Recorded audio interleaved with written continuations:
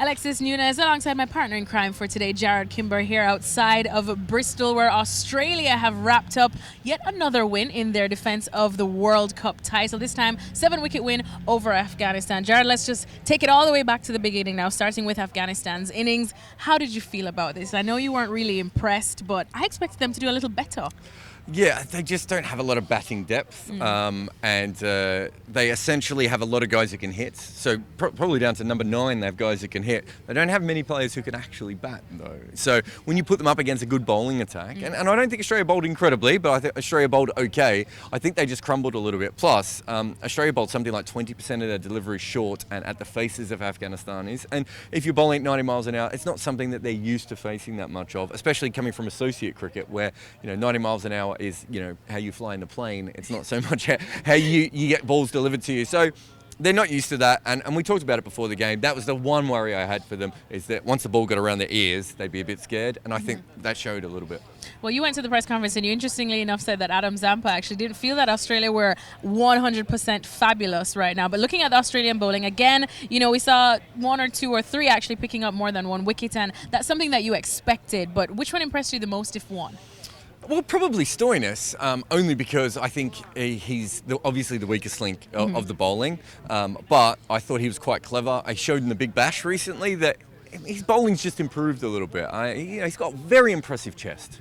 Okay, but for a longer time, he had a very impressive chest and very average bowling. And I think now he's like picking that up a little bit, and his bowling is starting to really come of age a little bit. And being able to bounce those guys, we're going to see a lot of bounces in this tournament, right? We're going to see a lot. So having your flavor of the tournament, you have your part-timer being quick enough to still be able to bowl them, I think is quite handy for Australia. And so I think he was probably the most impressive, although he did bowl some balls that bounced about 12 metres over the batsman's head at times. All right, well, let's move on now to Australia's innings, and that is where the real headline comes. David Warner finishing on 89 runs. Now, of course, there was a lot of questions surrounding his fitness coming into this because of the glute strain. I know he had said beforehand that he felt great, and there were questions if Australia should really risk him for this match, and I would say he looks fabulous. How did he look to you? Yeah, well, he batted quite interestingly, and I don't think it had anything to do with the injury, but he could not get the ball away early on. There were 2 maidens bowled by Hamid Hassan, who, has a permanent... I mean, you could literally, when he was running into bowl, you could hear his hamstrings creaking. I think with Warner, he just looked a little bit sticky. Yeah. Is maybe the word I would look for. Not as fluid as you'd like him. But Finch at the other end was smashing the ball everywhere, so it didn't matter. And then he, for Australia, you can't ask for much more than Warner and Smith getting a chance to be out in the middle and bat a little bit. Smith would obviously be upset that he didn't get there to the end. But realistically, there's a difference between playing T20 cricket in the IPL and playing in the Canada League and all these random things that Warner and Smith did, and just getting back and playing for their country. So I think for Australia, it couldn't have gone much better other than the obvious boos. Well, those were coming anyway. Now, earlier on we spoke about the fact they would never be from me. Are you kidding me? I love my Aussies. Anyways, but earlier on we were speaking about the fact that Australia brought their own spinners, BYOS, which you so cleverly coined. Did you see any of that paying off today from the Australian batsmen? It's hard to say, because when you're chasing 207, you don't really have to attack. And I was watching Majid bowl for Afghanistan. I think he's a brilliant T20 bowler, but I think that unless Afghanistan are going to make 270, 280 or 300 somehow, teams aren't going to have to go at him that hard, which actually doesn't help him. Rashid obviously is great, although he bowled a terrible first over.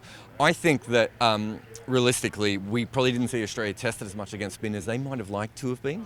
I think they might have, for them, the perfect situation might have been for them to bat first, Rashid to bowl really well, and for them to get through it. Instead, they could just chip it around a little bit, and that's an easier way of playing. And final question now, this is something that we were talking about briefly, and you said that you actually think that the West Indies, which is Australia's next opponent, could possibly beat this Australian team. How? I think they can make a lot of runs. I think they'll make a lot of runs. I think West Indies, if they could somehow steal a leg spinner from another country, would probably be the best team in this World Cup. But without a leg spinner, we know their bowling is limited, but their batting is phenomenal. Pooran will probably bat at 8 or 9, and is just a huge talent. We haven't even seen anywhere near the most of him. And this is a team that can easily make 400, 450. And they're going to be facing very fast bowling, so it could be exciting. It could be exciting indeed. We are looking forward to that match, as Jarrod probably thinks it will be a bigger test for Australia than what they got today from Afghanistan.